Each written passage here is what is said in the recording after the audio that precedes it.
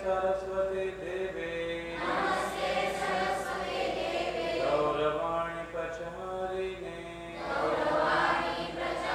निर्विशेष शून्यवादी पाश्चात्यदेशतारिणे वंशकल्पतरुभ्यश्च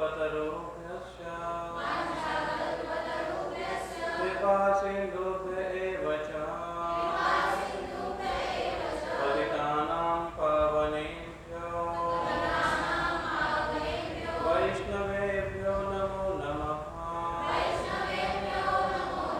जय श्री कृष्ण चैतन्य प्रभु नित्यानंद श्री अद्वैत गदाधर श्रीवासदि गौर भक्तवृंद। हरे कृष्ण कृष्ण कृष्ण हरे हरे हरे राम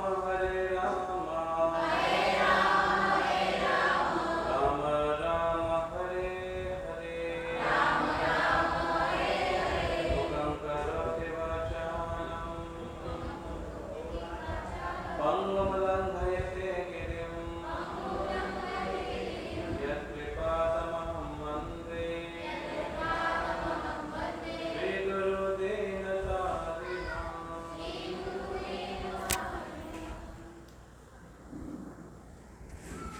हरे कृष्ण।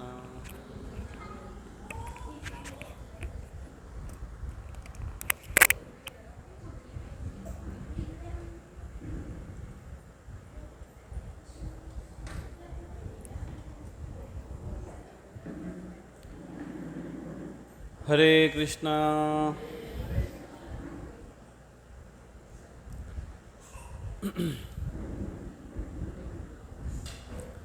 तुमचा व्हॉट्सपॉट चालू करा।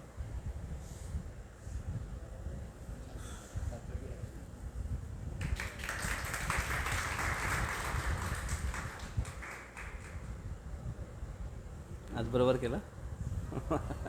थँक्यू।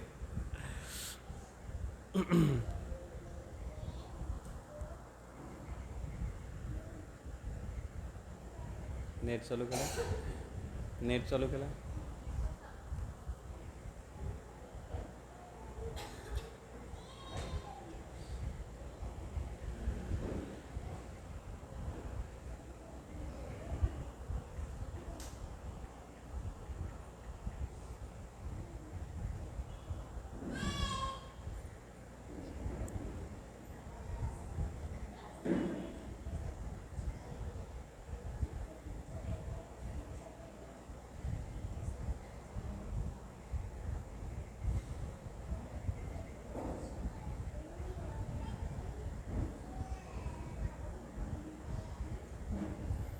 हरे कृष्णा।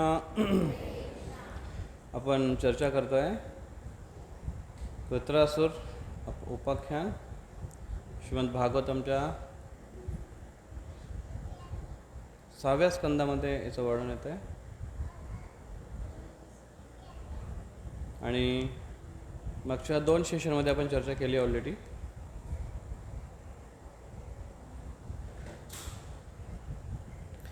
ह्या पद्धतीने यज्ञ केला गेला होता आणि यज्ञामधून वृत्रासुर बाहेर आले। त्यांचं नाव वृत्रासुर का होतं कोण सांगेल?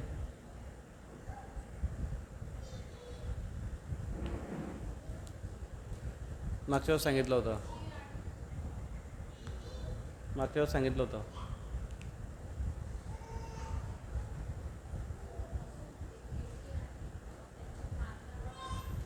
हो, पण का त्यांचं नाव वृत्रासुर होतं? कारण जसं ते प्रकट झाले यज्ञातून तसं त्यांनी पूर्ण आकाश आवृत्त केलं होतं। वृत्त केलं होतं, आवृत्त केलं होतं, म्हणून त्यांचं नाव वृत्रासुर आहे। आणि भयंकर त्यांची काया होती, शरीर होतं आणि त्याने आक्रमण केलं स्वर्गावर आणि त्यांचं राज्य जिंकून घेतलं. त्यांचं दोघांचा देव आणि असुर यांचा मोठा संग्राम झाला. आणि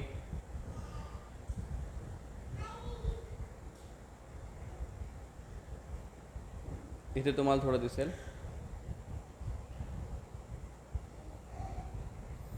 इंद्र हा हाती दिसतो तुम्हाला इथे, आणि तो वृत्रासुर बघा.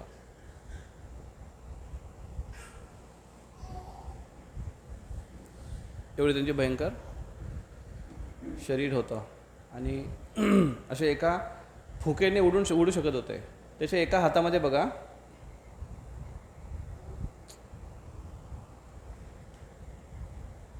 त्याच्या एका हातामध्ये एक गदा त्यांनी पकडले, गदा इकडे,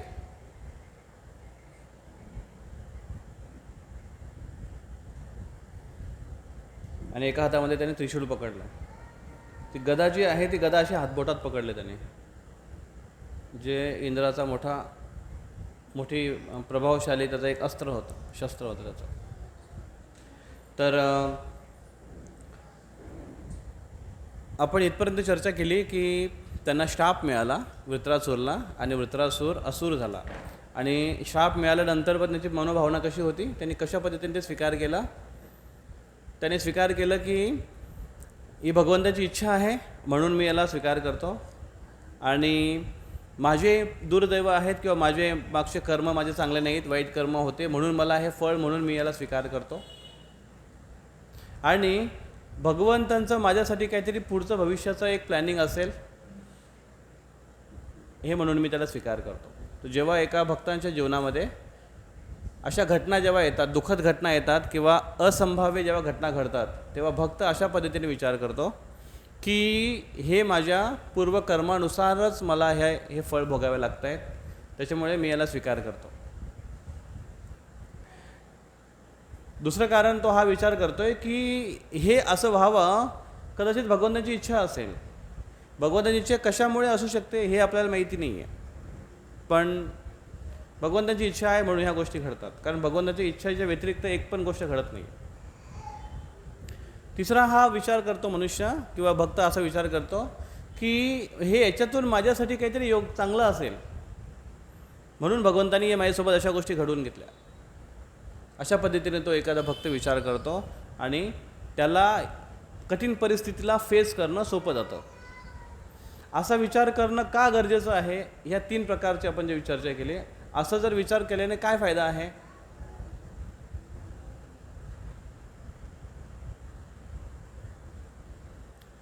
भगवंताची इच्छा, माझे पूर्वकर्म याच्यातून काहीतरी चांगलं होण्याची शक्यता आहे. अशा पद्धतीने आपण जर त्याला पॉझिटिव्हली घेतलं तर याच्याने काय फायदा आहे की ही फक्त सोच आहे. हां, ओके, दुःख होत नाही, देवावरचा विश्वास दृढ होतो, दुःख होत नाही. अजून छान पॉईंट सांगितलं मग त्याच्याने. अजून बदल्याची भावना निर्माण होत नाही, छान पॉईंट आहे. अजून ॲक्सेप्ट केलं जातं. हो, ॲक्सेप्ट आपण स्वीकार करतो त्याला, बरोबर आहे. ॲक्सेप्टन्स येतं आपल्यामध्ये. बऱ्याच वेळा डिनायलमध्ये असतो, एखादी प्रसंग घडल्यानंतर आपण त्याला स्वीकारच करत नाही पहिली गोष्ट, आणि म्हणून त्रास जास्त होतो. ओके, अजून इकडे अजून काय असेल, का असे प्रसंग आपण स्वीकारतो, याच्यात काय फायदा आहे आपला. बिना कामाची चिडचिड करणार नाही, अरे असंच घडलं यांनी असंच केलं, आणि त्याने काय होईल, दुसऱ्याला जबाबदारी ठरवू आपण, हे याच्यामुळे घडलं, हे यांनी थोडं असं नसं केलं ना तर हे माझं बरोबर चाललं होतं.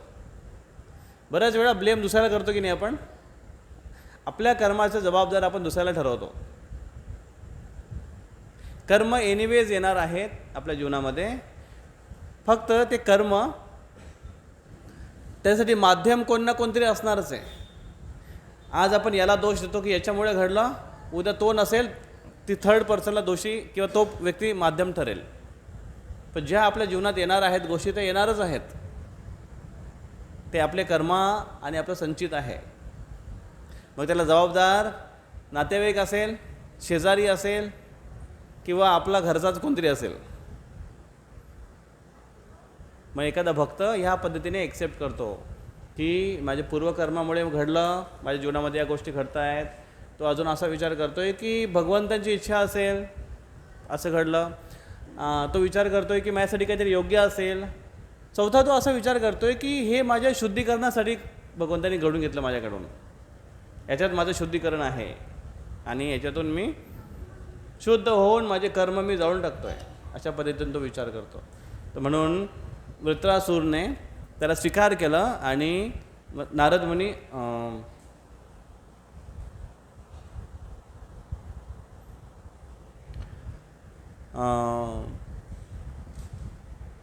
शिवजी पार्वतीला म्हणतात की भगवंतांचे भक्त नारायणा परा सर्वे न कुतश्चन बिभ्यती. नारायणाचे जे भक्त आहेत ते कशा पद्धतीने असतात त्याच्याविषयी ते सांगतात. त्याला कशा पद्धतीचं भय नाही की त्याला स्वर्ग अपिवर्ग नरकेशु अपितुल्यार्थ दर्शनम. स्वर्ग असो नरक असो दोघांना तो समान मानतो आणि त्याला स्वीकार करतो आपल्या जीवनामध्ये. असे भगवंतांचे भक्त असतात. नारायण परा सर्वे. आणि त्याचं उत्तम उदाहरण म्हणजे प्रल्हाद महाराज अजूनही घेत आहेत. ज्याचं उद्या आपण ह्या इथे एक जी प्रल्हाद नरसिंग देवावर एक मूवी झाली आहे, महाअवतार नरसिंग. कोणाकोणाला माहिती आहे की महाअवतार नरसिंग या नावाची एक मूवी आले? हातवर करा कोणाला माहिती आहे. बऱ्याच जणांना माहिती नाही. सय्यारा मूवी आले किती जणांना माहिती आहे? हातवर करा बरं.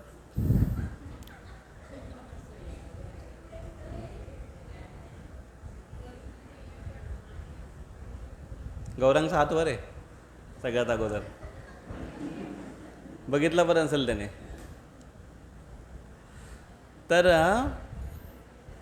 प्रल्हाद हे त्याचे जिवंत उदाहरण आहेत आणि उद्या तुम्ही बघाल ते त्यांच्या जीवनामध्ये कसे प्रसंग घडले आणि त्यांना कसं त्यांनी स्वीकार केलं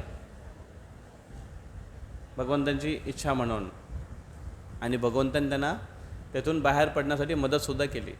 मग प्रश्न असा आहे मला, ही जी एक मूवीज बघितली काही आपल्या मुलांनी, स्टुडंट्स, एकाने प्रश्न विचारला की प्रभूजी प्रल्हाद यांच्या जीवनामध्ये एवढे भयंकर प्रसंग आले, त्यांना कशा पद्धतीने मारण्यात आलं, प्रयत्न करण्यात आला, पण भगवंतांनी त्याला वाचवलं.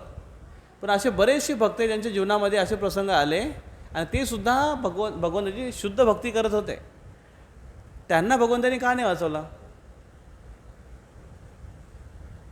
मग त्यांनी उदाहरण दिलं होतं. एक साल्टेड ब्रेड नावाचं एक पुस्तक लिहिलं गेलं आहे रशियन भक्तांच्या जीवनीवर. असं नको. साल्टेड ब्रेड नावाचं एक पुस्तक आहे. तुम्ही त्याचा एक ड्रामा पण बनवला इंग्लिशमध्ये, ते तुम्ही बघा. साल्टेड ब्रेड, त्याला काय म्हणतात, नमकीन डबल रोटी असं त्याचं हिंदीमध्ये पण भाषांतर आलं. ते पुस्तक आहे, खूप छान पुस्तक आहे. रशियामध्ये जेव्हा सुरुवातीला प्रचार झाला हरे कृष्णाचा, आपल्या भगवद्गीतेचा, रशिया हे कम्युनिस्ट कंट्री आहे. तिथे ही भगवद्गीता किंवा हे धर्मशास्त्र हे शिकवणं मना आहे त्यांच्या धर्माव्यतिरिक्त. पण तिथे जे भक्त होते ते चोरून भगवद्गीतेच्या पानांचा प्रचार करतात. आपल्याकडे कशी गीता ही छापलेली आहे बुक, तिथे अशी गीता छापू नाही शकत. मग त्याचे खुल्ले पानं, जेरॉक्स पेपरसारखे पानं ते वेगळ्या ठिकाणी छापायचे, त्याला बाइंडिंग करायची आणि ती पुस्तकं म्हणून ते वाटायची, तिथे प्रचार करायचे लोकांना. असे करून तिथे भक्त म्हणले. आज रशियामध्ये मंदिरं पण आहेत इस्कॉनचे आणि आपले राधाकृष्णाचे. पण सुरुवातीचे जे भक्त होते त्यांनी खूप स्ट्रगल त्यांना करावा लागला. KGB नावाची एक खुफिया एजन्सी तिथे, जसं आपल्याकडे वेगळ्या आहेत ना क्राईम ब्रांच, CID आणि तसं KGB नावाची काय म्हटलं रॉ जशी आहे तशी त्यांची आहे, KGB त्यांची आहे. पण ती भयंकर क्रूर होती तिकडे KGB. त्याला जर असा एखादा व्यक्ती दिसला सस्पिशियस की त्याला ते डायरेक्ट ठारच करायचे. तर यांना बुक डिस्ट्रीब्युशन करताना पकडलं गेलं ट्रेनमध्ये. त्यांच्या मागेच लागले KGB, त्यांना पकडलं, जेलमध्ये टाकलं. एकदा दोनदा वॉर्निंग देऊन त्यांना सोडलं, पण ते तरी पण बुक डिस्ट्रीब्युशन करत होते. तर त्यांच्या घरावर छापा मारला, त्यांचे सगळे बुक्स त्यांनी ताब्यात घेतले, त्यांना जेलमध्ये टाकलं. आणि भयंकर रशियाचे भयंकर म्हणजे जसं आपण इकडे काळा पाणी म्हणतो ना, तसं काळा पाण्यासारखं त्यांना ट्रीटमेंट दिली गेली. आणि एक त्यांचा जो जेलर होता तो रोज त्याला मारायचा, खूप मारायचे त्या लोकांना. 1-2 भक्तांना, तर 2 भक्तांना पकडलं होतं. आणि ते अशा भयंकर लोकांमध्ये सोडलं होतं, एकदम खुनी लोकांमध्ये त्यांना ठेवलं होतं. तर त्यांना खूप त्रास व्हायचा. पण ते भगवंतांच्या नावाचा जप करायचे आतमध्ये. जेलमध्ये राहून ते जप करायचे. जप करण्यासाठी जपमाळा नव्हती त्यांच्याकडे. आणि त्यांना खाण्यासाठी काय द्यायचे? ब्रेड द्यायचे, ब्रेड. आपण जे ब्रेड बघतो ना, असे ब्रेड. पण ते ब्रेड फार काही दिवसाचे, जे माणसं खात नाही आणि खराब झालेले आहेत, त्याला वास सुटला आहे, ते या कैद्यांना खाऊ घालायचे. मग ते असे खाता येत नाही म्हणून त्यांना त्यासोबत त्यांना ते थोडं मीठ द्यायचे. म्हणून त्याला नाव दिलं पाहिजे की साल्टेड ब्रेड. त्या पुस्तकाचं नाव ठेवलं. मग ते काय करायचे भक्तगण, तसं खाता येत नाही ना, मग त्याला पाण्यात भिजत ठेवायचे. आणि पाण्यात भिजत ठेवून मग ते सुकवायला ठेवायचे. आणि ते सुकून जायचं. मग सुकल्यानंतर त्याला एक वेगळीच चव यायची. मग तसे ते खायचे. मग त्यांना जप करायला त्यांच्याकडे काही नव्हतं, जपमाळा नव्हती, अलाउड नव्हतं. मग त्याने ते ब्रेड होते, ब्रेड, त्याला ब्रेडला पाण्यात भिजवलं आणि त्याचा गोळा केला. आणि तो गोळा जो आहे त्याच्यात असं धागा पोवला आणि त्याचे मणी तयार केले आणि सुकत ठेवले.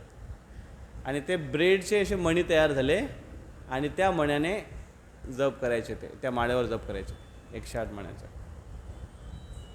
मग ही जर अशी हिस्ट्री जर आपण ऐकली ना, तर आपल्याला एक पण बहाणा भेटणार नाही की जप का नाही केला. जपमाळा नव्हती किंवा अजून काय काय आपले बहाणे असतात. काय काय बहाणे असतात जप नाही केला, टाईमच भेटला नाही, आठवणच आली नाही, फारच अर्जंट होतं. अशा अवस्थेमध्ये जेलमध्ये राहून ते जप करायचे. आणि त्यांचं वागणं एवढं चांगलं होतं, पण ते लोक त्यांना खूप टॉर्चर करायचे. तर अशा पद्धतीने त्यांचं पूर्ण जीवन त्या जेलमध्ये गेलं. त्याच्यातले एक जण व्यक्ती होते, त्यांना लास्टला सोडलं. त्यांना दोघांना मग वेगळ्या वेगळ्या जेलमध्ये टाकलं गेलं त्यांना. आणि त्यांना एका जेलमध्ये होते एक भक्त. तर ते मध्ये आजारी पडले. मग त्यांना इंजेक्शन मारायचे, ते ड्रग्सचे इंजेक्शन मारायचे. त्यांना खूप ते आजारी राहायचे. त्यांचं शरीर असं नुसतं हे व्हायचं, त्याचा काफायचा नुसतं थडपडायचे ते. त्यांना त्याच्यामुळे आजार झाले, डिझीज झाले, काही काही भयंकर डिझीज झाला त्यांना. आणि एवढं भयंकर आहे तुम्ही वाचाल ना तर डोळ्यातून पाणी येईल अक्षरशः. अशी त्यांना शिक्षा होती. ती नरकासारखी ते वातावरण होतं. पण तिथे राहून पण ते जप करायचे.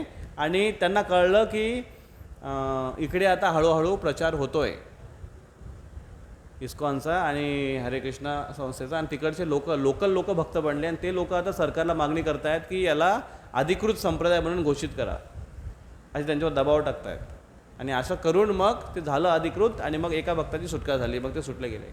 पण दुसरे भक्त कुठे आहे ते त्यांना सापडले नाही. मग ते शोध घेत गेले. तेव्हा त्यांचा एक मित्र, त्या जेलमधला एक मित्र त्यांना भेटला. त्याला विचारलं की तो कुठे आहे. त्याची दीक्षा पण झाली होती बाहेर, पण याला माहीत पण नव्हतं की त्याची दीक्षा झाली. आणि आतमध्ये मग त्यांनी दुसऱ्या मित्राने सांगितलं की एक दिवशी असं घडलं की पहाटे लवकर उठला म्हणे तो 3च्या आसपास. आणि जाऊन त्याने एक जुना पुराणा ब्लेड होता, त्या ब्लेडनी शेविंग केलं स्वतःचंच. पाणी असं थंड होतं की तुम्ही फ्रीजमधलं जे पिताय ना गरमीमध्ये, चिल्ड वॉटर, त्याच्यापेक्षा पण भयंकर थंड. त्याच्याने त्याने स्नान केलं. आणि स्नान केल्यानंतर जेव्हा आले तेव्हा तिलक लावायला त्यांना तिलक नाही आहे. मग टूथपेस्ट घेतली, तिला थोडंसं पातळ केले आणि त्याच्याने त्याने तिलक लावलं. आणि एक आसन टाकून ते असे बसले. एक छोटासा एवढंसं एक चित्र होता त्यांच्याकडे, एवढं छोटासा पंचतत्व, चैतन्य महाप्रभू, प्रभू नित्यानंद, अद्वैत गदाधर, हे पंचतत्व त्यांचा एक छोटासा चित्र होता. तो त्यांनी समोर ठेवला. आता जपमाळा घेतली आणि जप करायला त्याने सुरू केली. आणि एवढं ध्यानपूर्वक जप करत होते. हरे कृष्णा कृष्ण कृष्ण हरे हरे, हरे राम राम राम हरे हरे, भगवंताच्या नावाचं जप करत होते एवढा तीव्रतेने. आणि त्या जपमध्ये त्यांना एक विशेष प्रकारचा रस मिळत होता, भगवंतांचा आदान प्रदान होता की जप करताना त्यांच्या चेहऱ्यावर एक स्माईल होती. आणि ते असेच जप करत होते काही वेळापर्यंत. आणि त्याचा मित्र आला त्याच्या इथे, काहीतरी बोलतोय, तो काहीतरी करतोय, बाथरूममध्ये जातोय, इकडे तिकडे फिरतोय आणि बघतोय की, आणि त्याशी बोलतोय आणि हे आपले जप करतायत हरे कृष्ण. आणि हे बघतात की अरे आज एवढा मग्न आहे, काय बोलत नाही माझ्याशी. मग तेव्हा त्याच्याकडे गेला आणि त्याच्याकडे बघून त्याला बोलायला लागलं. आणि जेव्हा त्याने हात लावला त्याच्या अंगाला तेव्हा ते धाडकन कोसळलं. म्हणजे त्याने केव्हाच शरीर सोडलं होतं, सकाळीच. अशा पद्धतीने त्याने त्याचा देहांत झाला. मग विचार करा, जो व्यक्ती सकाळी शेवटच्या दिवशी पहाटे लवकर उठून शेविंग करून स्नान करून तिलक लावून भगवंताच्या नावाचा जप करायला बसला आहे, तो व्यक्ती मृत्यूनंतर जाईल कुठे? त्यांनी आयुष्यभर आणि त्यांनी एवढे खस्ता खाल्ल्या, एवढं त्यांनी त्रास सहन केला, एवढा मार त्यांनी खाल्ला KGBचा, पण प्रचार केला त्याने. आणि ही जी भगवद्गीता आहे त्याचा इतरांपर्यंत पोहोचण्याचा प्रयत्न केला. ही जी महत्त्वाची सेवा त्यांनी त्या काळामध्ये केली. इस्कॉन इनिशियल स्टेजला वाढत होतं तिथे. म्हणून इनिशियल स्टेजला सुरुवातीच्या समयी खूप मेहनत करावी लागते प्रचार करण्यासाठी. पण जे भक्त करतायत त्यासाठी भगवंत ते कधी विसरत नाही. त्याची जी सेवा आहे ती भगवंत कधी विसरत नाही. भले त्याच्याकडून ती पूर्ण होऊ नसो, भगवंत त्याला आशीर्वाद देतात. आणि अशा पद्धतीने शेवटी भगवंत त्यांना याच्यासाठी केला होता अट्टहास, शेवटचा दिवस गोड व्हावा. आणि म्हणून शेवटचा दिवस गोड झाला. कसा गोड झाला? भगवंताचं नामस्मरण करता चेहऱ्यावर हसू त्यांच्या आहे आणि त्यांनी प्राण सोडला. मग आता क्वेश्चन हा आहे की हे पण तर भक्त आहेत, यांची पण तर तीव्र इच्छा आहे. प्रल्हादाला वाचवलं, मग यांना का नाही वाचवलं? हा प्रश्न आहे. पण भगवंत हमेशा प्रत्येकाला वाचवतात. फक्त त्यांचं वाचवणं कशा पद्धतीचं आहे ते आपल्याला नाही समजणार. भगवंत रक्षा करतात, पण रक्षा करण्याची त्यांची जी पद्धत आहे ती प्रत्येकासाठी वेगळी असू शकते. आणि हे नश्वर शरीर आहे, हे किती काळासाठी वाचवलं जाऊ शकेल? कधी ना कधी तरी याला सोडायचंच आहे. आणि त्याच्यामुळे भगवंत प्रत्येकाशी आदानप्रदान करतात, रेसिप्रोकेशन करतात आणि प्रत्येकाला वाचवतात. सगळ्यात महत्त्वाचं हे आहे की शरीर वाचवणं हे सगळ्यात महत्त्वाचं नाही. सगळ्यात महत्त्वाचं आहे त्याची चेतना वाचवणं, त्याची भावना, त्यांची भगवंतांप्रती आस्था, दृढता, विश्वास, ह्या गोष्टीचं रक्षण करणं हे सगळ्यात मोठं रक्षण आहे.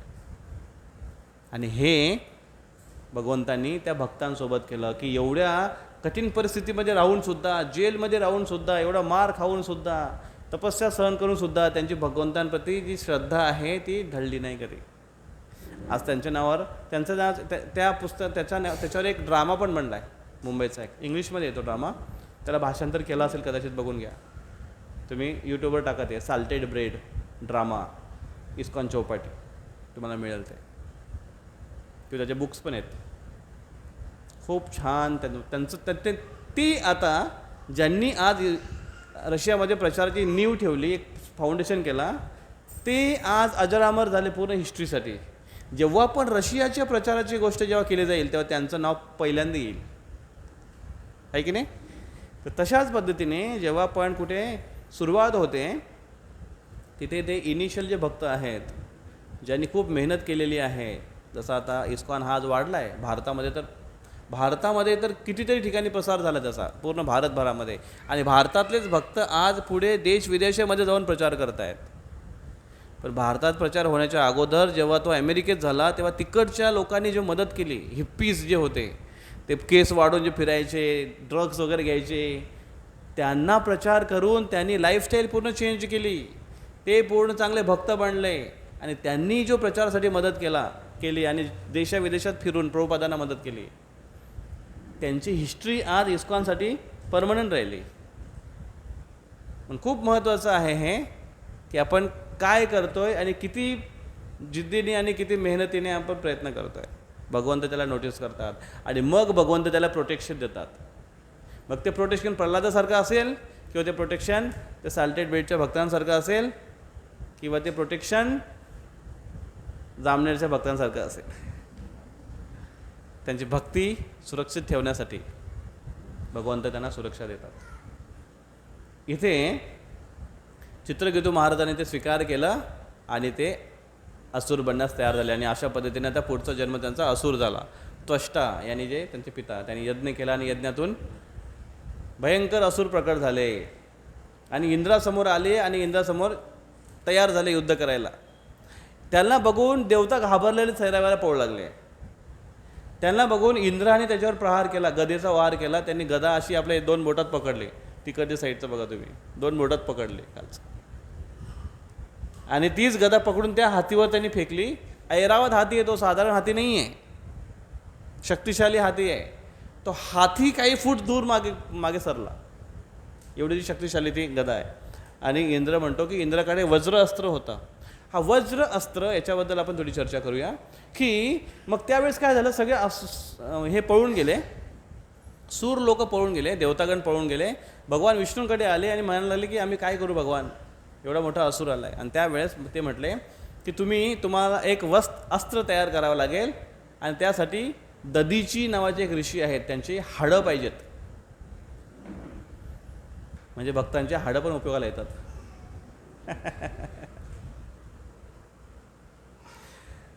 दधीची नावाचे ऋषी, त्यांची हाडं, त्यांना सांगा त्यांची हाडं द्या आणि त्या हाडांपासून एक अस्त्र बनवा. त्याचं नाव होईल वज्र अस्त्र. दधीचीच्या हाडांपासून विश्वकर्माला बनवायला सांगा. मग सगळे देवतागण गेले इंद्रासोबत दधीची ऋषींकडे आणि त्यांना सांगायला लागले की तुम्ही खूप महान आहात, तुम्ही खूप श्रेष्ठ आहात, तुम्ही वगैरे वगैरे. आणि एका साधूने उदार असायला पाहिजे, दुसऱ्यांच्या परोपकारासाठी त्यांनी आपलं जीवन खर्च करायला पाहिजे. कोण सांगतं हे? इंद्र. दुसऱ्याच्या जीवनावर जेव्हा संकट येतं तेव्हा व्यक्तीने आपलं जीवन द्यायला तयार असायला पाहिजे. कोण सांगतं? इंद्र. स्वतःचं जीवन वाचवण्यासाठी ऋषींना सांगतात आणि मग म्हणतात की तुमची हाडं आम्हाला द्या. म्हणजे डोनेशन मागायला गेले ते ऋषींकडे आणि काय मागतात? म्हणजे जर तुम्हाला कोणी मागायला आलं की समजा तुम्ही कलेक्शनला गेला कोणाच्या घरासमोर, हरे कृष्णा जन्माष्टमीचं आमंत्रण द्यायला आलो तुम्हाला, आणि तुम्ही गेलं त्यांना आणि त्यांना काय म्हटलं ते समोर, बरं अच्छा असा प्रोग्राम आहे, विकली प्रोग्राम होतात, मोठा आयोजन आहे, 2-2,500 लोक येणार आहेत, भंडाऱ्याची व्यवस्था आहे, सगळं काय आहे, तुम्ही थोडी मदत करा. बोले काय मदत करू? की तुमच्या घरासमोर एक कार येते, आम्हाला देऊन टाका. उभं करेल तो?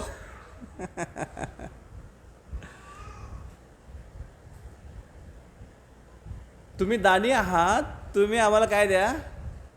तुमची हाडं पाहिजेत आम्हाला, भगवान विष्णूंनी सांगितलं आहे.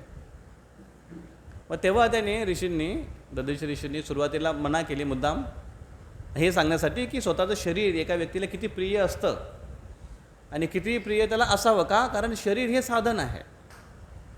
शरीर हे साधन आहे. कसलं साधन आहे शरीर? साध्य प्राप्त करण्यासाठी. साध्य काय आहे? भगवंतांना प्राप्त करणं, भगवंतांची सेवा करणं आणि सेवेद्वारा भगवंतांना प्राप्त करणं हे साध्य आहे. साध्य प्राप्त करण्यासाठी हे साधन आहे शरीर. मग ते शरीर कशासाठी वापरलं गेलं पाहिजे? भगवंतांच्या सेवेसाठी, भक्तीसाठी, भगवंतांना प्राप्ती करण्यासाठी हे शरीर वापरलं गेलं पाहिजे. आज या शरीराचा उपयोग फार विचित्र प्रकारे होतो. सगळ्यात पहिल्यांदा ते प्रदर्शन करण्यासाठी होतं. दुसऱ्या शरीराचा उपयोग इंद्रिय भोग करण्यासाठी होतं. तिसरे या शरीराचा उपयोग दुसऱ्यावर जबरदस्ती किंवा दुसऱ्यावर आक्रमण किंवा दुसऱ्यावर अन्याय करण्यासाठी होतं. आहे की नाही? का? कारण त्या शरीराचा खरा उपयोग करणं विसरले लोक. म्हणून खरा उपयोग काय आहे? परोपकारार्थ. इदम शरीर, हे शरीर आहे ते परोपकारसाठी आहे, इतरांच्या मदतीसाठी आहे, इतरांना खर्च करण्यासाठी आहे. पण खरा परोपकार काय आहे? त्या व्यक्तीला त्याचं साध्य प्राप्त करून देण्यासाठी मदत करणं हे खरं परोपकार आहे. आणि साध्य आहे भगवंतांना प्राप्त करणं हे साध्य आहे. अशा पद्धतीने ते दधीचीकडे विनंती करू लागले आणि दधीची ऋषींनी सांगितलं की ठीक आहे, तुम्ही भगवंताची इच्छा आहे, तुम्ही माझ्या शरीराचा उपयोग करू शकता. आणि त्याने आपला प्राण सोडला. त्यांनी ते ध्यानमग्न झाले आणि ध्यानमध्येच त्यांनी ते भगवद्धामात निघून गेले. इंद्राने ते शरीराचा उपयोग, त्याची हाडं काढली आणि त्याचा उपयोग अस्त्र बनवण्यासाठी केला आणि तो अस्त्र बनला वज्रास्त्र. तो वज्रास्त्र घेऊन इंद्र युद्ध करण्यासाठी आले. बघा आता इथे एक प्रसंग असा दिसतो आपल्याला, काही काही घटना अशा दिसत आहेत की इंद्र हा भगवंतांचा भक्त आहे पण कर्ममिश्रित भक्त आहे. देवतागण भगवंताचे भक्त आहेत पण कर्ममिश्रित आहेत. कर्ममिश्रित म्हणजे काय माहिती आहे का? भक्ती करतायत ते देवाची, भगवंतांना पूजतायत ते, पण कशासाठी? काहीतरी पाहिजे, काहीतरी प्राप्त करायचं आहे. कर्मकांडी विधानासारखं. जसं देवाचे उपवास करणार, मग काहीतरी पाहिजे आपल्याला म्हणून. श्रावण सोमवार किंवा श्रावण महिना किंवा आता गणेशजीचं व्रत येईल, 11 दिवस उपवास, त्याच्यानंतर देव्या येतील. घरात देव्या असून पण लोक देव्या करतात.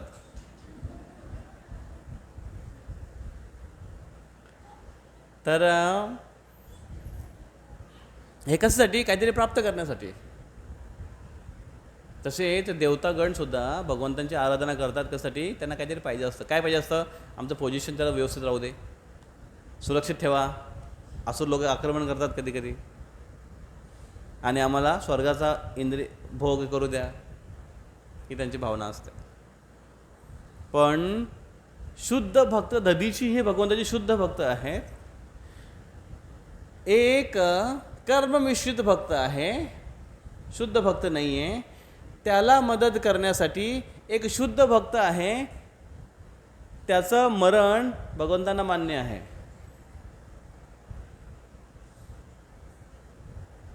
कोण मेला पाहिजे? दधीची ऋषी, जे माझे शुद्ध भक्त आहेत. कोणासाठी? इंद्रासाठी, जो शुद्ध भक्त नाही आहे. इंद्र हा दधीचीच्या समोर शुद्ध भक्तीच्या तुलनेने जर बघितलं तर सबऑर्डिनेट आहे, छोटा पण आहे. पण इंद्राची मदत करणं आता इथे गरजेचं आहे. दधीचे ऋषी गेले तरी चालतील. कधी कधी असे प्रसंग जीवनामध्ये बघायला भेटतात की एक सुपिरियर असेल, त्या सुपिरियरला जो इन्फिरियर आहे, कनिष्ठ आहे, त्याचा आश्रय कधी कधी घ्यावा लागतो. आणि त्यासाठी मान्यता पण असते, सरकार मान्य किंवा भगवंत पण त्याला मान्यता देतात. उदाहरणार्थ, सुग्रीव हा सूर्यपुत्र आहे. सुग्रीव हा बालीचा छोटा भाऊ आहे. आणि सुग्रीव हे राज्याने पण, शक्तीने पण, बुद्धीने पण आणि भक्तीने पण खूप छोटे आहेत. पण त्यांची सेवा करायला हनुमानजी तिथे हजर होते. आणि हनुमानजींना सूर्यदेवाने सांगितलं होतं की जा, माझा मुलगा आहे, त्याला असिस्ट कर आणि त्याच्यासोबत राहा, त्याचा मंत्री बनवून राहा. आता इथे राजा सुग्रीव आहे, जो की सगळ्या गोष्टीने छोटा आहे हनुमानच्या तुलनेने. पण हनुमानजींना सांगितलं गेलं आहे सूर्यदेवाने. सूर्यदेव कोण आहे? हनुमानजींचे गुरु. कारण हनुमानजीने जे एज्युकेशन घेतलं, शास्त्र अध्ययन जे केलं, हे सूर्यदेवांच्या स्कूलमध्ये केलं. सूर्या इंटरनॅशनल स्कूल, त्याच्यामध्ये केलं त्यांनी. खरोखर इंटरनॅशनल स्कूल आहे ती. पूर्ण जगाला प्रकाश देत असतो सूर्य. आणि गुरुदक्षिणा म्हणून काय द्यायची? तर सूर्याने सांगितलं की ठीक आहे, गुरुदक्षिणा म्हणून माझा मुलगा आहे सुग्रीव, त्याला तू असिस्ट कर, त्याला त्याचं रक्षण कर. आणि हनुमानजी त्यांची आज्ञेचं पालन म्हणून, गुरुदक्षिणा म्हणून त्याच्यासोबत शेवटपर्यंत सब ऑर्डिनेट म्हणून राहिले. जो पण त्यांना राज्य मिळवून दिलं आणि प्रभू रामचंद्राच्या युद्धामध्ये होतं तोपर्यंत. त्याच्यानंतर मग ते भगवंताच्या सेवेमध्ये गेले. तर अशा पद्धतीने केव्हा केव्हा असे प्रसंग येतात की भगवंतच असं दाखवून देतात की ठीक आहे, हे तुम्ही करायला पाहिजे. तर कधी कधी असं होईल की आपण जेव्हा सेवेसाठी जाऊ भगवंतांच्या, आणि सेवा करताना आपण जरी एक्सपर्ट असो आणि आपला इन्चार्ज जरी एक्सपर्ट नसेल, पण त्याला आता चूज केलं गेलं आहे की तो इन्चार्ज आहे आणि तो आपल्याला सेवा देईल आणि आपण ती करू, नम्रपणे स्वीकार केली पाहिजे. का? कारण सध्या हायर अथॉरिटीने त्यांना ती परमिशन दिलेली आहे किंवा त्याने सँक्शन केलं आहे. आणि म्हणून आपण तिथे नम्रपणे सेवा केली पाहिजे. हा एक मोठा तिथे प्रिन्सिपल आहे. अशीच गोष्ट तुम्हाला तुमच्या याच्यामध्ये पण बघायला भेटेल. तुम्ही जेव्हा प्रोफेशनल कुठल्या याच्यामध्ये असाल तर तेव्हा अशी लोक भेटतील तुम्हाला की जे खरोखर योग्य नाही आहेत, पण त्यांच्या अंडर राहून एक्सपर्ट व्यक्तीला काम करावं लागतं. असं आहे, खूप वेळा असं घडतं. भक्तीच्या जीवनामध्ये आपण बघितलं तर इथे भक्तगण त्याला प्रामाणिकपणे स्वीकार करतात. मग बघा, एक इंद्र त्याची रक्षा करण्यासाठी जो शुद्ध भक्त नाही, 2 भगवंतांचे शुद्ध भक्त यांना प्राण गमावा लागणार आहे आता. पहिले दधीची ऋषी जे भगवंताचे शुद्ध भक्त आहेत. दुसरे भगवंताचे शुद्ध भक्त वृत्रासूर, हे ब्राह्मण आहेत आणि मागच्या जन्मामधले चित्रकेतू महाराज आहेत, जे शुद्ध भक्त आहेत. वृत्रासूर जीवनामध्ये पण ते शुद्ध भक्त आहेत, त्यांच्या आता या बोलण्यावरून आपल्याला कळेल. पण तरी पण त्यांना वाचवण्यासाठी, इंद्राचा राज्य आणि इंद्राला वाचवण्यासाठी, कारण त्याचं आता सध्या कार्य आहे भगवंतांना त्याच्याकडून सेवा घ्यायची आणि सृष्टीमध्ये ते सेवा करतायत. म्हणून भगवंत या दोन भक्तांचं प्राण गमावं लागलं तरी चालेल असं प्रसंग आपल्याला दिसतोय. पण वास्तविक त्याच्यामागचा भगवंतांचा हेतू हा आहे की माझे दोन भक्त आहेत, हे मला अतिशय प्रिय आहेत, या भौतिक जगामध्ये काय करतायत, चला या लवकर माझ्याकडे. आणि म्हणून भगवंत त्याला आपल्याजवळ लवकर बोलवत आहेत. ही पण भगवंताची अरेंजमेंट असते. म्हणून भक्तगण काय स्वीकार करतात, भगवंतांची ही प्लॅनिंग असेल म्हणून ते स्वीकार करतात. आपल्या जीवनात कसेही प्रसंग आले तरीसुद्धा आणि आपल्या शुद्धीकरणासाठी आहे असं ते त्याला स्वीकार करतायत. मग आता वज्र अस्त्र बनलेलं आहे आणि युद्ध समोरासमोर सगळे उभे आलेत आणि त्याच्या वज्राची फार शक्ती आहे. त्याच्यामध्ये असुरसुद्धा घाबरून गेले आहेत आणि असुर सेना आहे ती पळायला लागली आणि सूर लोक आहेत, देवतागण आहेत, त्याच्यावर आक्रमण करतायत आणि पळणाऱ्या सेनेला पाठीमागून वार करून मारतायत. हे जेव्हा वृत्रासूरने बघितलं तेव्हा वृत्रासूर म्हणतात, अरे तुम्ही देवता आहेत की कोण आहात, तुम्हाला युद्धाचा एवढा नियम पण माहिती नाही आहे की पळणारा व्यक्ती जो भयभीत झालेला आहे आणि जो युद्धातून पलायन करतोय, जो घाबरलेला आहे, अशा व्यक्तीवर आक्रमण करणं हे चुकीचं आहे. हे युद्धाच्या नियमाच्या परे आहे, युद्धाच्या नियमात बसत नाही. कोणावर आक्रमण नाही केलं पाहिजे, शास्त्रामध्ये म्हटलेलं आहे. कोणावर आक्रमण नाही केलं पाहिजे, ज्याच्या हातात हत्यार नाही त्याच्यावर आक्रमण नाही केलं पाहिजे. दुसरा,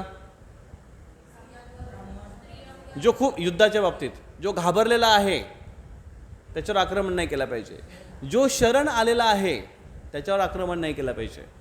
शिवाजी महाराज सुद्धा त्यांना शरण द्यायचे, शरण आलेल्यांना.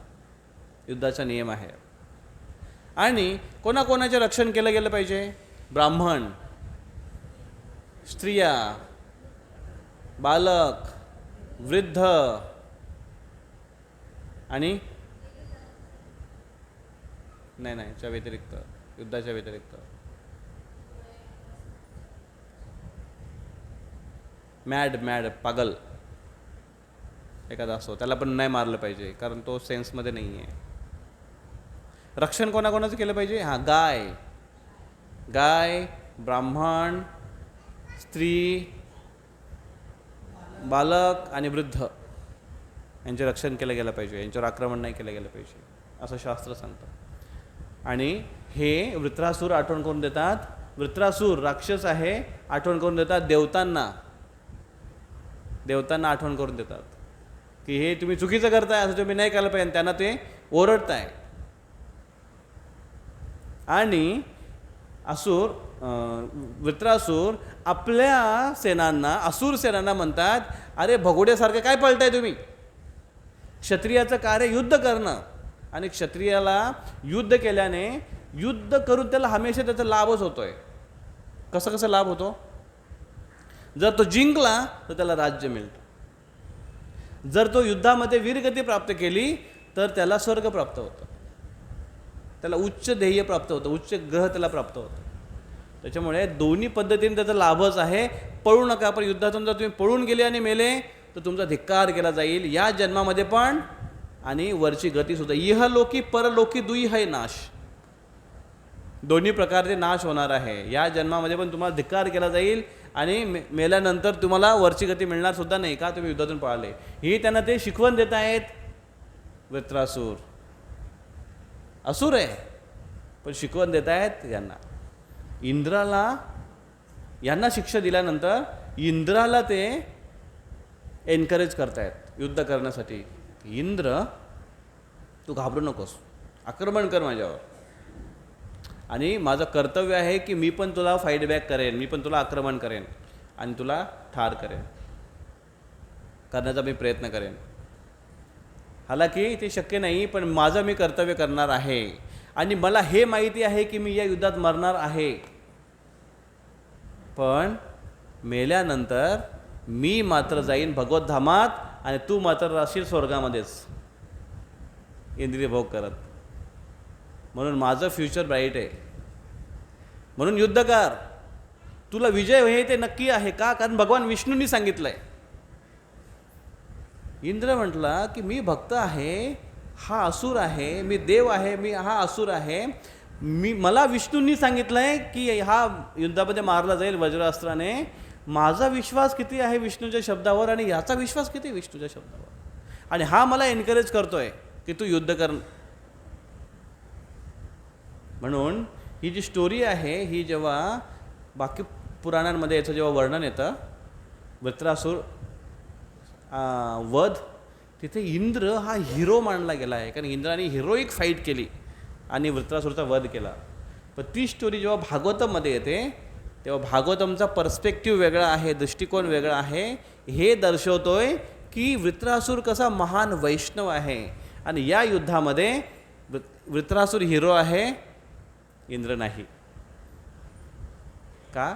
इंद्र भलेही जिंकला असेल, ऑपरेशन सक्सेसफुल, पेशंट डेड. तसा इंद्र भलेही जिंकला, पण जिंकून पण तो स्वर्गामध्येच राहिला आणि वृत्रासूर हारून पण भगवद्धामात गेला. मग कोणाचा विजय झाला? वृत्रासूरचा विजय झाला. भगवद्धामात जाणं या खरा विजय आहे.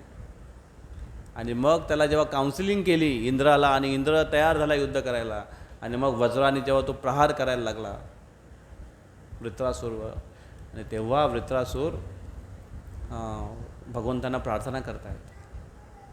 तर 4 प्रार्थना येतात वृत्रासुराच्या, खूप सुंदर प्रार्थना येतात.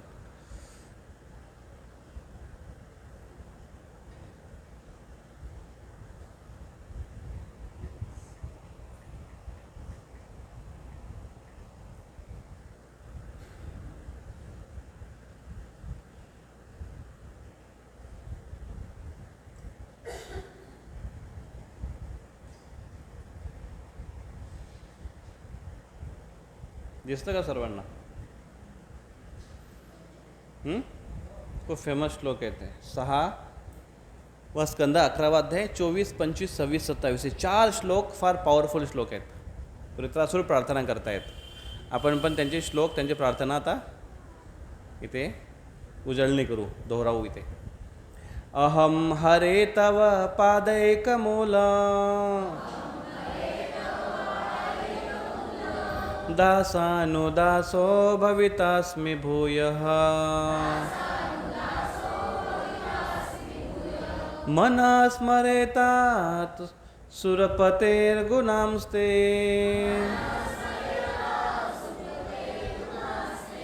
गृहीतवा कर्म करोतु कायः.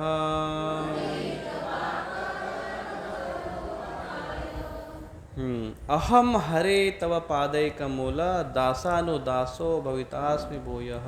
हे भगवान अहम हरे, हे भगवान हरी, अहम तव पाद एक मूल, मी तुमच्या चरणांचा एक दास आहे, मला स्वीकार करा तुमचा दास म्हणून मला. आणि दासानुदासो भवितास्मि भूयः, मी अगोदर तुमचा दास होतो, तुमचं लक्षात आहे ना, मला परत एकदा सेवा करण्याची संधी मिळेल का तुमच्या चरणामध्ये? ही प्रार्थना करता येते. पुन्हा एकदा घ्या ना प्लीज. का? मी थोडं चुकीचा हे काढून एक काय माहिती कुठल्या तरी एक दुर्बुद्धीने किंवा जे पण काय असेल, मी या भौतिक जगामध्ये माझा जन्म झाला आहे, कृपया करून मला तुमच्या चरणावर परत एकदा चान्स मिळेल का? मन स्मरेता सुपते गुणांस्ते गृहीतवा कर्म करोतु कायः.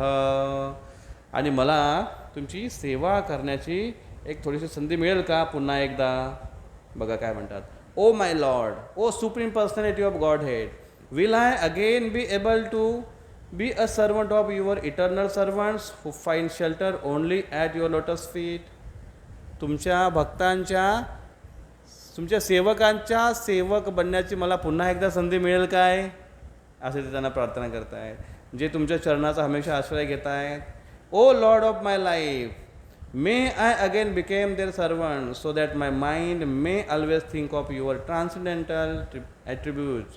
My word always glorify those attributes, and my body always engage in the loving service of your lordship. मला पुन्हा एकदा त्यांची सेवा करण्याची संधी मिळेल काय? कशासाठी? जेणेकरून मी तुमच्या शौर्याची गाथा हे माझं मन याला पुन्हा पुन्हा स्मरण करत राहील आणि त्याच्यावर मी मंथन करत राहील आणि माझं शरीर हा त्यांच्या सेवेमध्ये हमेशा लागत राहील आणि माझी वाणी तुमची कथांचं, तुमच्या लीलांचं कथन करत राहील, ग्लोरिफाय करत राहील, लीला तुमची बखान कीर्तन करत राहील. अशी पुन्हा एकदा मला संधी मिळेल काय? याला म्हणतात BMW. BMW माहिती आहे काय? Body, mind and words. कारच फक्त माहिती आहे BMW. Body, mind and words या तिघांनी भगवंत मी तुमची सेवा केली गेली पाहिजे, माझ्याकडून झाली पाहिजे. म्हणून कृपया करून मला एकदा पुन्हा संधी मिळेल काय? पुन्हा मी तुमच्या सेवेमध्ये येऊ का? कसं? हीच प्रार्थना आपल्या सगळ्या भक्तांची असली पाहिजे. हे भगवंता विसरून आलो मी तुम्हाला इथे आणि इकडे काय सगळं करतोय आपल्या सगळ्या गोष्टी. प्रभुपादाला काय म्हणतात माहिती आहे का? प्रभुपाद म्हणतात हम यहाँ पर आते हैं और इस भौतिक जगत में लंपन छंपन करते हैं. तर काय लंपन छंपन? लंपन छंपन म्हणजे काय? हे भौतिक जे पण कार्य आहेत, जे पण इच्छा आहेत, या गोष्टीमध्येच फसलो. हे भगवंता पुन्हा एकदा संधी मिळेल काय? ही प्रार्थना आपली असायला पाहिजे, आहे की नाही? भगवंतांना प्रार्थना केली पाहिजे. हे भगवंता मी मागच्या वेळेस नाही गेलो सेवेसाठी तुमच्या, मी मागच्या आठवड्यात नाही गेलो कलेक्शनला, या आठवड्यात मला पुन्हा एकदा संधी मिळेल काय? मागच्या जन्माष्टमी मी नाही चांगली सेवा करू शकले किंवा शकली, ह्या जन्माष्टमी चांगली सेवा करू शकेल काय? ही प्रार्थना भगवंतांना आपली असायला पाहिजे. माझे शरीर, मन आणि शब्द तिघांनी मी सेवा करू शकेन काय? अशी भगवंतांना प्रार्थना आपण केली पाहिजे. पुन्हा एकदा आता अर्थ लक्षात घेऊन आता पुन्हा एकदा प्रार्थना आपण म्हणूया. अहम हरे तव पादैकमूला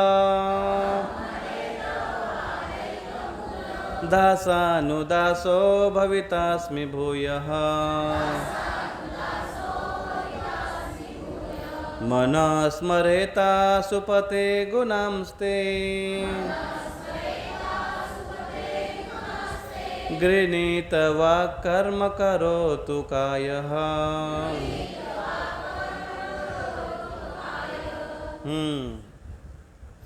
तर अशा पद्धतीने ते प्रार्थना करतायत भगवंतांना. याचे 4 प्रार्थना आहेत.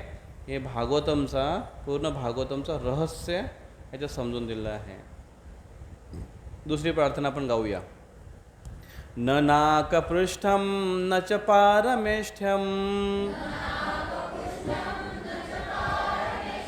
न सार्वभौमं न रसाधिपत्यम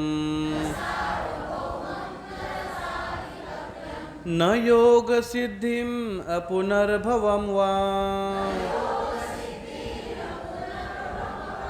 समंजसत्वा विरहयकांक्षे.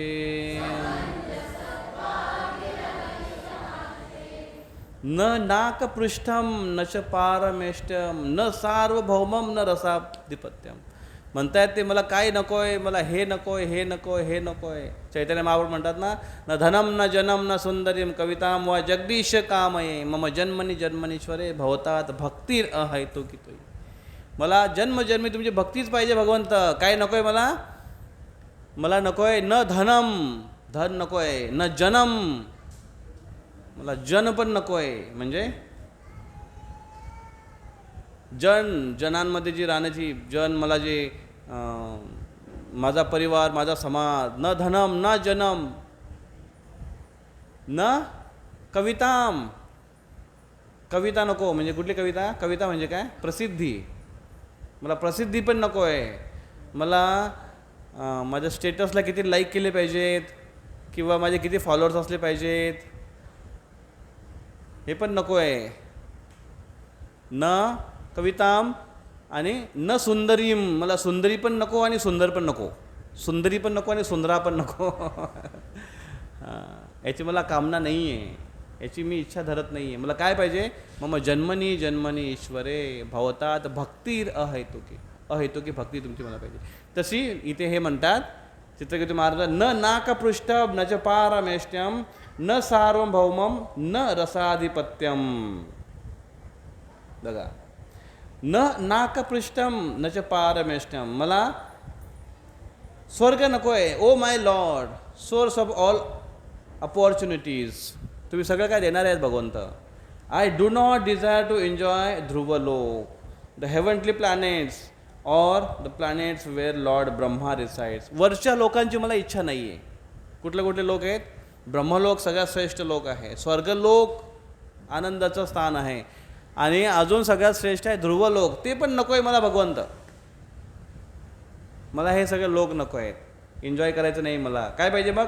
Nor do I want to be the supreme ruler of the earthly planets. मला या सार्वभौम पण नको आहे, म्हणजे ह्या जगाचा पूर्ण राजा पण नको आहे मला. मला ते पण नाही बनायचं आहे. I do not desire to be master of the power of mystic yoga. मला सिद्धी पण प्राप्त करायची नाही आहे, योगेश्वर पण बनायचं नाही आहे. सिद्धी करून काय करायचं माहिती आहे?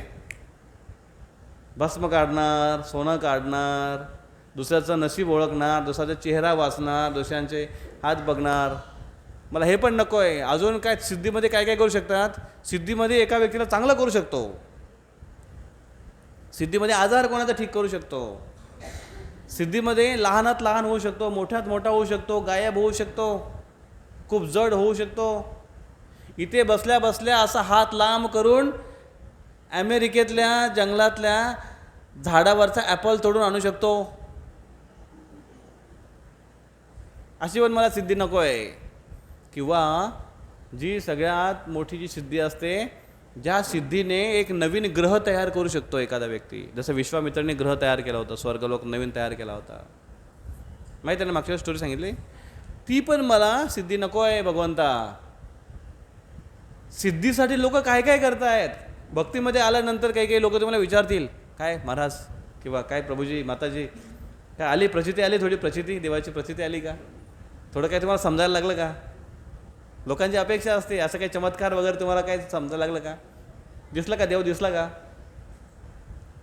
आणि भक्त म्हणतायत हे नको आहे आम्हाला. अजून काय म्हणतायत बघा. Nor do I want the liberation if I have to give up your lotus feet. जर तुमचं चरण सोडावं लागत असेल या सगळ्या गोष्टींसाठी, किंवा ह्या गोष्टी मला तुमच्या चरणांचा विसर जर पाडत असतील, तर मला ह्या गोष्टी नको आहेत. मग ह्या गोष्टी मिळाल्या तर चांगल्या आहेत का? काही प्रॉब्लेम नाही. या गोष्टी मिळाल्या तर ऐश्वर मिळालं ठीक आहे, पण त्याच्याने जर मला तुमचा विसर पडत असेल, नको आहे मला ते. याला म्हणतात अनुकूल्यस्य संकल्प प्रतिकूल्यस्य वर्जनम. भक्तीसाठी अनुकूल आहे त्याचा स्वीकार केला पाहिजे, प्रतिकूल आहे त्याला त्यागलं पाहिजे. अनुकूल म्हणजे काय? ज्याच्याने माझी भक्ती वाढेल ह्या गोष्टी मला केल्या पाहिजेत. ज्याच्याने माझी भक्ती डिस्टर्ब होईल त्या गोष्टी मी त्यागल्या पाहिजेत.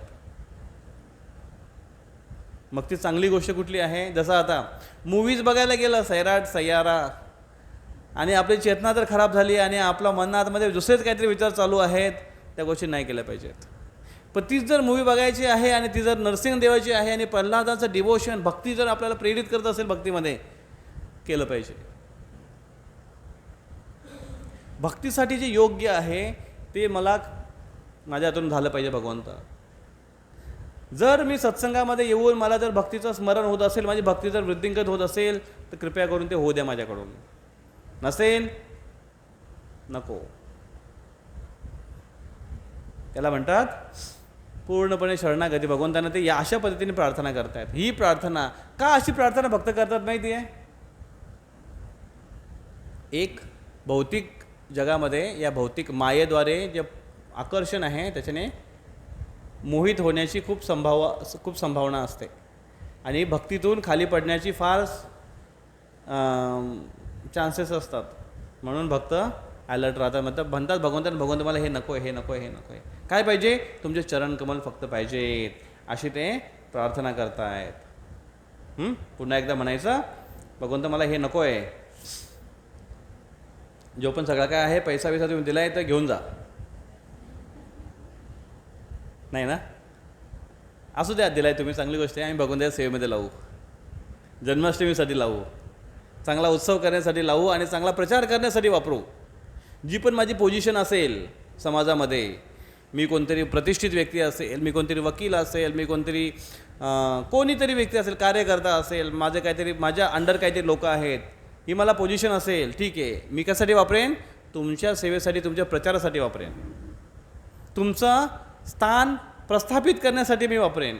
जसं हे जे डायरेक्टर आहेत, त्याचे मूवीचे जे डायरेक्टर आहेत, हे बाकी पण खूप काय बनू शकत होते, पण ते भक्त असल्यामुळे त्यांनी भगवंतांचे लीलांशी संबंधित त्यांनी मूवी बघितली आणि आज एवढे लोक त्याचा लाभ घेत आहेत आणि एवढे लोक इन्स्पायर होत आहेत ते की थिएटर हा अक्षरशः मंदिर बनला. तुम्ही बघा, तिथे बघितलं तुम्ही त्याचे प्रोमोज वगैरे बघा, कीर्तन चालू आहे, कीर्तन त्या थिएटरमध्ये. काही काही लोक ते चप्पला पण बाहेर ठेवत आहेत, चप्पल बाहेर ठेवून जातात आतमध्ये मूवीज बघायला. का? एक आध्यात्मिक वातावरण तयार झालं तिथे. आणि हे जर मला करता आलं, आता आपल्याकडे बरेच असे भक्त आहेत की आपल्याकडे जे पण गोष्टी आहेत त्या, आपल्याकडे कला आहेत, आपल्याकडे शारीरिक शक्ती आहे, ते भगवंताच्या सेवेमध्ये लावण्याचा इथे प्रयत्न करतात. त्याच्यामुळे जामनेरचे भक्त हे फार लवकरच प्रगती करतील, भक्तीमध्ये फार पुढे जातील. कारण जी पण आपल्याकडे कौशल्य आहे ते भगवंताच्या सेवेमध्ये लावण्याचा प्रयत्न करतायत. आपल्याकडे वेळ आहे तो भगवंताची सेवा करण्याचा प्रयत्न करतायत. आपल्याकडे जे रिसोर्सेस आहेत, आपल्याकडे ज्या वस्तू आहेत त्या भगवंताच्या सेवेमध्ये लावण्याचा प्रयत्न करतायत. कोण आपलीकडून भगवंतासाठी प्रत्येक आठवड्याला सेवेसाठी सब्जी घेऊन येतं, कोण तांदूळ घेऊन येतं, कोण डाळ घेऊन येतो, कोणी येऊन ते कुकिंगसाठी मदत करतात, कोणी स्वयंपाक तयार करतं, कोणी भांडे घासतं नंतर प्रोग्रामनंतर, कोणी कलेक्शनला जातं, कोणी येऊन हॉल अरेंज करतो, जेणेकरून हे सगळं काही व्यवस्थित करता येईल, कोणी फॉलोअप घेतो, सगळ्यांना आठवण देतो. प्रत्येकाच्या वेगळ्या वेगळ्या वेगवेगळ्या सेवा आहेत आणि प्रत्येकजण आपल्याकडे जो स्किल आहे, वेळ आहे, तो भगवंताच्या सेवेत वापरण्याचा प्रयत्न करतो. याच्याने भगवंत खूप संतुष्ट होतील. ही जेव्हा आपली क्षमता आणि तीव्रता जेव्हा आपली वाढत जाईल आणि सेवा जशी वाढत जाईल, जबाबदारी आपण जेवढा घेतोय भगवंताच्या सेवेसाठी, तेवढी आपली प्रगती होते. म्हणून ह्या गोष्टी ज्या बाधा आहेत त्या गोष्टी नको आहेत आम्हाला, अशी आपण प्रार्थना करूया. म्हणा पुन्हा एकदा, न नाकपृष्ठं न च पारमेष्ठं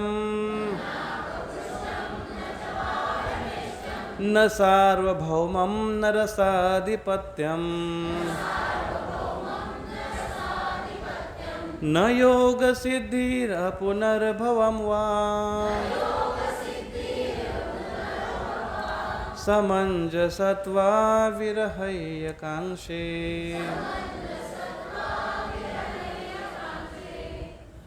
वृत्रासुरच्या प्रार्थना आपण जर अर्पण केल्या, भगवंत फार खुश होतील.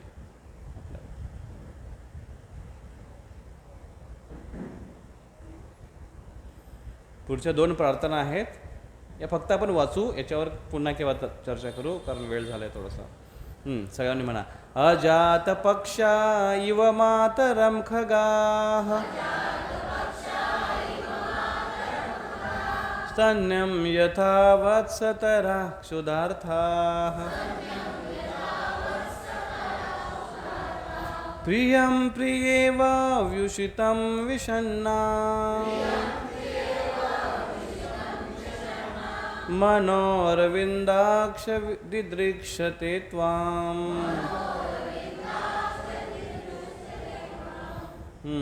आता ते म्हणतायत की मला कशा पद्धतीने सेवा जी आहे त्याच्यामध्ये कसं लावून घेतलं पाहिजे. मी फक्त ऐतोबा तुमच्यावर अवलंबून नाही राहणार भगवंत, त्यासाठी ते उदाहरण देतात. अजात पक्षा इव मातर खगा, उदाहरण देतात ते. आपण फक्त अनुवाद वाचू. O lotus eyed lord, as a baby bird that have not yet developed their wings always look for their mother to turn to feed them. खगा, पक्षी जे असतात ना, पक्षीची पिल्लं असतात ना, त्यांना पंख अजून फुटलेले नाहीत, मग ते आईवर अवलंबून असतात त्यांना भरवण्यासाठी, असं उदाहरण देत आहेत. As a small cows ties with rope await anxiously the time of milking. जसं एक बछडा असतो, तो वाट बघतोय आईची किती त्याला दूध पाजेल.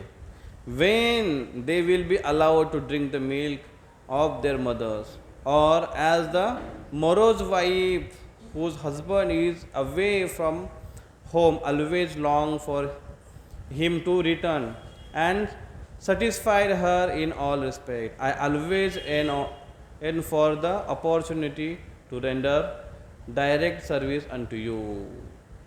3 उदाहरणं दिले आहेत. त्या 3 उदाहरणामध्ये पहिला उदाहरण कुठलं आहे? पक्षाचं, जे वाट बघतोय की आपली आई त्याला येईल आणि खाऊ घालेल. दुसरं उदाहरण बघतो की वत्स, गाईचा जो वत्स आहे तो गाईच्या दुधासाठी आसुसलेला असतो आणि गाय दूध पाणी त्याची वाट बघत असतो. आणि तिसरं उदाहरण दिलेलं आहे की एक पत्नी आहे, तिचा पती घरापासून खूप दूर आहे, दूर देशामध्ये आहे आणि ती तिची आसुसलेली आहे, त्याची वाट बघते की तो कधी येईल आणि मी त्याची चांगली सेवा करेन आणि त्यांना संतुष्ट करेन, अशी ती वाट बघते. 3 उदाहरणं दिले.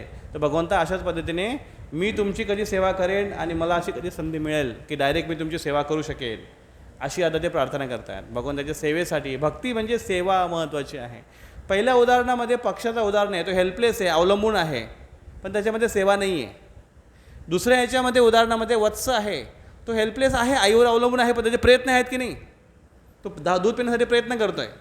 आणि तिसऱ्या उदाहरणामध्ये पत्नीचं उदाहरण आहे की ती खरोखर सेवेसाठी आसुसलेली आहे, तिचे प्रयत्न आहेत आणि पतीला पूर्णपणे संतुष्ट करण्याची तिची इच्छा आहे. तर त्या पद्धतीने भगवंत मला केवळ तुमच्यावर अवलंबून नाही राहायचं की तुम्ही जे कराल, ठीक आहे ते अवलंबून आहेच मी, की तुम्ही जे कराल ते मी स्वीकार करेन, पण माझी इच्छा आहे की मी तुमची काहीतरी सेवा करेन, म्हणून मला कृपया करून अशी एक संधी द्याल का तुम्ही, असं ते पहिल्या श्लोकामध्ये विचारतायत. आणि हा शेवटचा श्लोक आहे.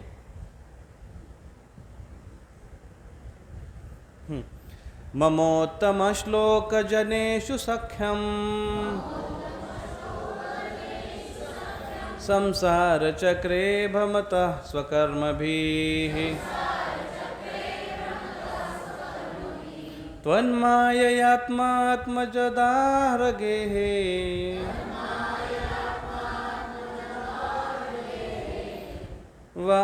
वासक्तचित्तस्य ननाथ भूयात्.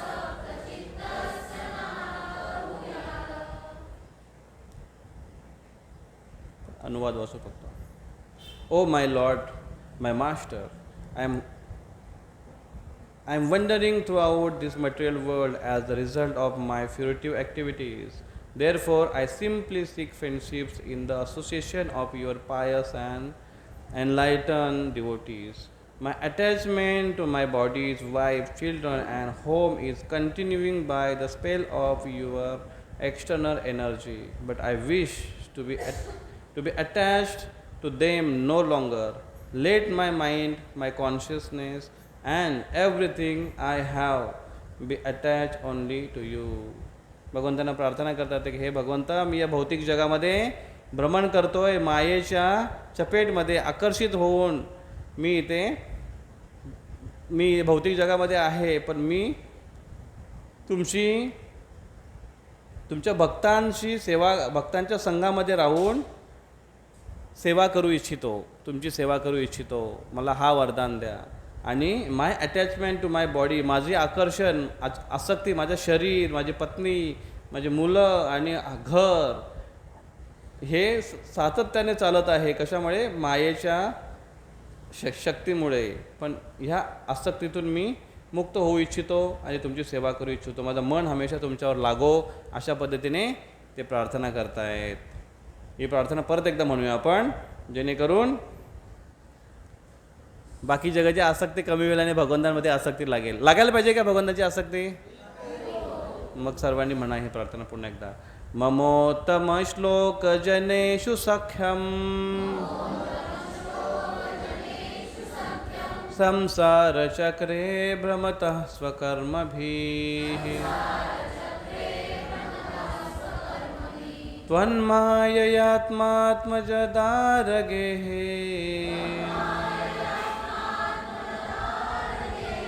वासक्तचित्तस्य ननाथ भूयात्. अशा पद्धतीने ते प्रार्थना करतात की मला तुमची फक्त सेवा आणि सेवा आणि सेवा द्या. तर हे एक शुद्ध भक्ताचं लक्षण आहे. आणि अशा पद्धतीने भगवंतांना प्रार्थना करतात ते आणि आपला प्राण सोडतात. इंद्राच्या वज्राचा त्याच्यावर प्रहार होतो आणि वृत्रासुर भगवत धामात निघून जातात आणि इंद्र विजयी होतो आणि परत स्वर्गामध्ये जाऊन आपलं राज्य करत राहतो. अशा पद्धतीने वृत्रासूर हे भगवत धामात निघून गेले. तर भगवंतांचे भक्त, भगवंतांची भक्त, भक्ती आणि भगवान या 3 गोष्टी शाश्वत आहेत. बाकी सगळं टेम्पररी आहे आणि बदलत राहतं. आपण सगळ्यात भक्तीमध्ये प्रगती करण्यासाठी सगळ्यात बेस्ट उपाय हा आहे भक्तांची सेवा करत राहणं आणि भक्तांच्या संघामध्ये राहण्याचा प्रयत्न करणं, संघामध्ये राहणं. हाच या भौतिक जगातून आणि भगवंताची भक्ती करण्याचा सुगम मार्ग आहे, असं येते ते सांगतात. हरे कृष्ण कृष्ण कृष्ण हरे हरे, हरे राम राम राम हरे हरे. तर काय कशासाठी? तर प्रल्हाद महाराज याच्या पुढे जाऊन अजून एक अशी प्रार्थना करतायत, जसं वर्णन श्रीमद भागवत म्हणजे 5व्या स्कंदामध्ये येतं. भगवंतांना प्रार्थना करतायत की हे भगवंता, या भौतिक जगामध्ये लोक दुःख भोगतायत आणि हे जे खलू लोक आहेत, द्वेषी लोक आहेत, त्यांना शांती मिळावी आणि हे सगळे लोक या बंधनातून मुक्त व्हावे आणि सगळ्यांचं सुखद व्हावं, अशी मी प्रार्थना करतो. कृपया तुम्ही असं करा, असं प्रल्हाद महाराज प्रार्थना करतात 5व्या स्कंदामध्ये. जसं वर्णन तुम्ही उद्याची मूवी बघाल त्याच्यामध्ये पण तो श्लोक आलेला आहे. तो श्लोक म्हणतायत, प्रल्हाद महाराजचा श्लोक म्हणतायत. खूप चांगला श्लोक आहे तो. तो श्लोक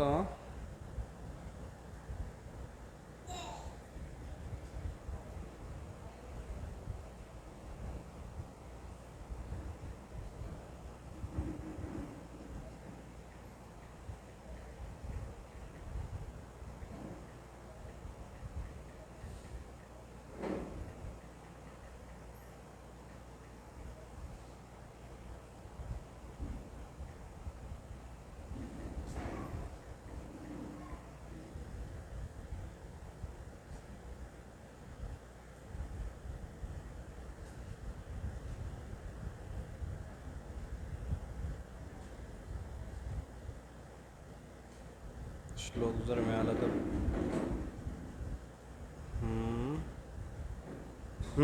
हे बघा, ही श्लोक येते. हा श्लोक तुम्हाला उद्या आठवेल. म्हणा सर्वांनी.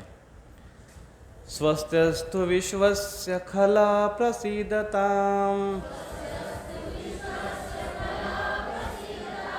ध्यायन्तु भूतानि शिवं मितो धिया मनस्य भद्रं भजता ददोक्षजे आवेशतां नो मतिरप्यहैतुकी.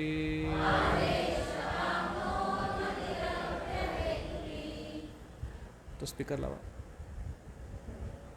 इकडे आहे ना तो खालचा, इथे ठेवा. याचा अर्थ असा आहे, may there be good fortune throughout the universe. पूर्ण जगामध्ये सुख मंगल वातावरण हो. And may all envious person be pacified. द्वेषी लोक आहेत ते थोडे शांत हो. May all living entity become calm and practicing bhakti yoga for by accepting devotional service they will think of each others welfare. दुसऱ्याच्या वेलफेअरसाठी, फायद्यासाठी ते प्रयत्न करतात आणि सगळेजण भगवंताचे भक्त बनवत असे प्रार्थना करतात.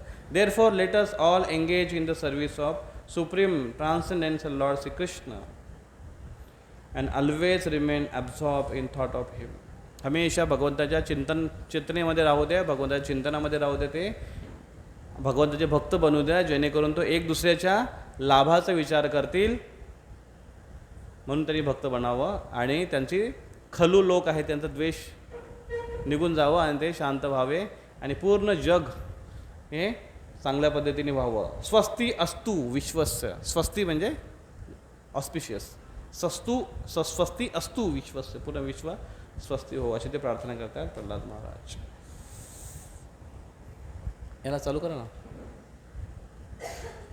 आणि त्याचा मागे एक ब्ल्यूटूथचं बटन आहे पांढऱ्या रंगाचं, त्याला दाबा.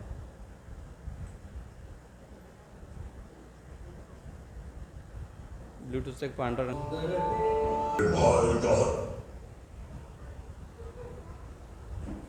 ओम ब्रह्मदेवाय नमः. तुम निसंदेही महाबलशाली हो. मेरे भाई का हत्यारा आज भी जीवित है. यदि विष्णु से लड़ना है तो ब्रह्मदेवाय नमः.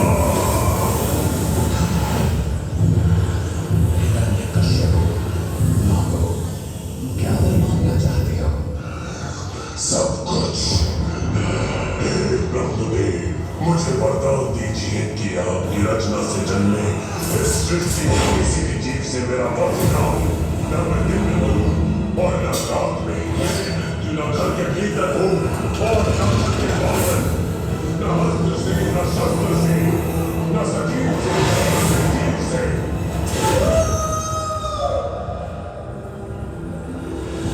अंधकार जब हाथ से बढ़ जाता है वहाँ प्रकाश का पुनर्जन्म होता है. प्रहलाद, माँ तब तक भगवान विष्णु का गुणगान करता रहूंगा जब तक सारे भक्त मुक्त न हो जाए. एक नाम से सबकी मुक्ति है. विष्णु का परित्याग कर. मैं भगवान विष्णु को अपना शत्रु कदापि नहीं मानता. भगवान को छोड़ दो. मैं प्रहलाद को मृत्यु दंड देता हूँ. ये सब तुच्छ खेल हमारे गुरुकुल में शोभा नहीं देता है. वे जैसा चाहे वैसा मेरे साथ कर सकते हैं क्योंकि वे हर परिस्थिति में मेरे स्वामी हैं. तुम राउत आज ये निर्णय हो जा कि हम दोनों के बीच गीता कौन है और सिंह कौन है.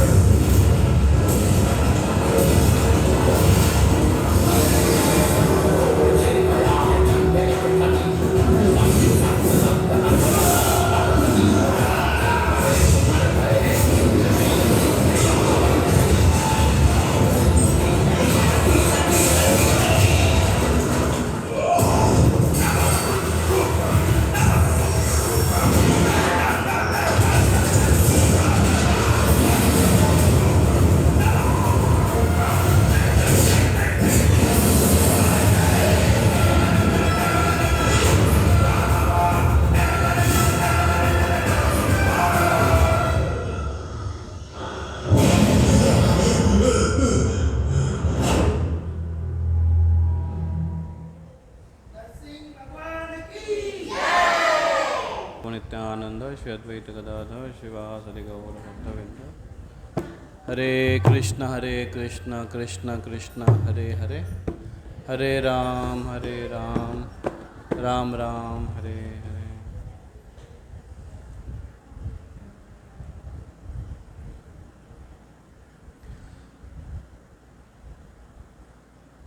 हरे कृष्ण कृष्ण कृष्ण हरे हरे, हरे राम राम राम हरे हरे,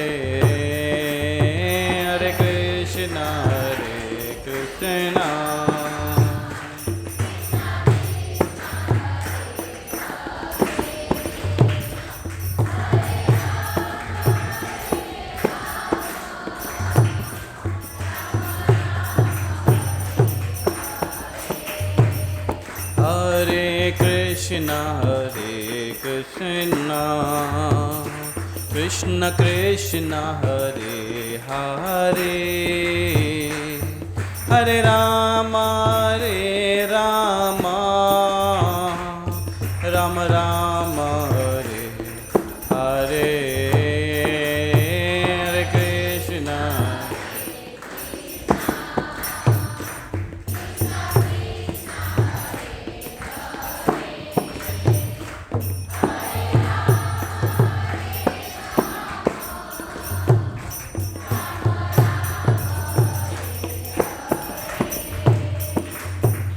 हरे कृष्णा कृष्णा कृष्णा हरे हरे, हरे राम राम राम हरे हरे.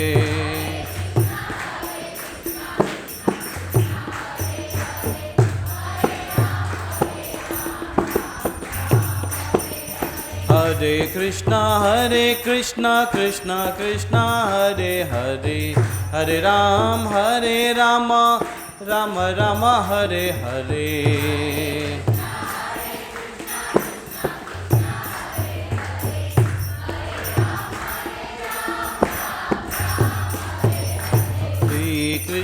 हरे कृष्णा कृष्णा कृष्णा हरे हरे, हरे राम राम राम हरे हरे।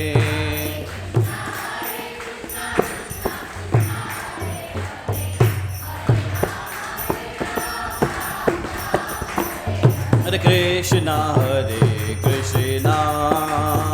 कृष्णा कृष्णा हरे हरे, हरे राम राम राम हरे हरे।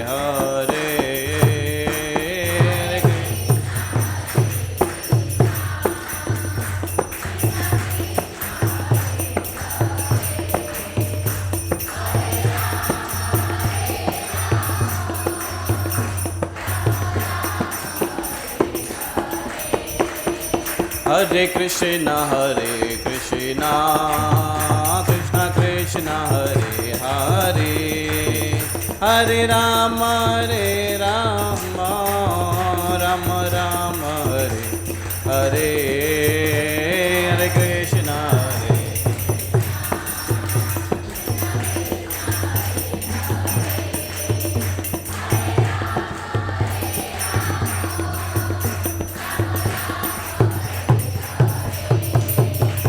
हरे कृष्णा हरे कृष्णा कृष्णा कृष्णा हरे हरे, हरे राम राम राम हरे हरे। सर्वांनी म्हणा मोठ्याने, टाळ्या वाजवा जोरात। हरे कृष्णा कृष्णा कृष्णा हरे हरे, हरे राम राम राम हरे हरे।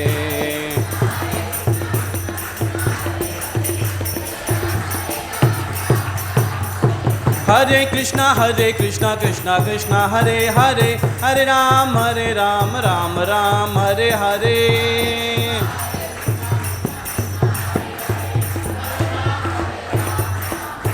हरे कृष्णा कृष्णा कृष्णा हरे हरे, हरे राम राम राम हरे हरे।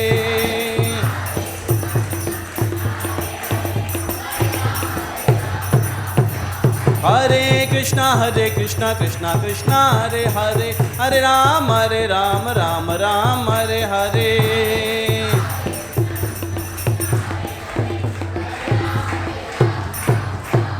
हरे कृष्णा कृष्णा कृष्णा हरे हरे, हरे राम राम राम हरे हरे।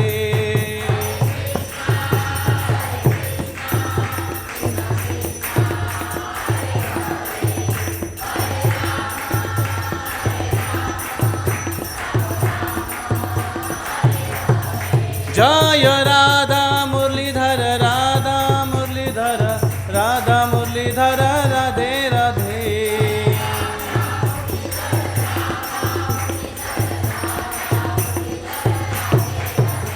जय गौरनिताय गौरनिताय गौरनिताय, जय गौरनिताय।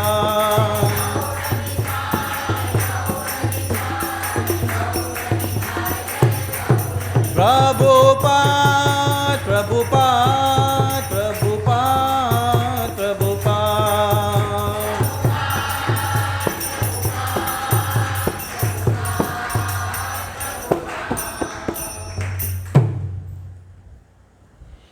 ताई गौर प्रेमानंदे।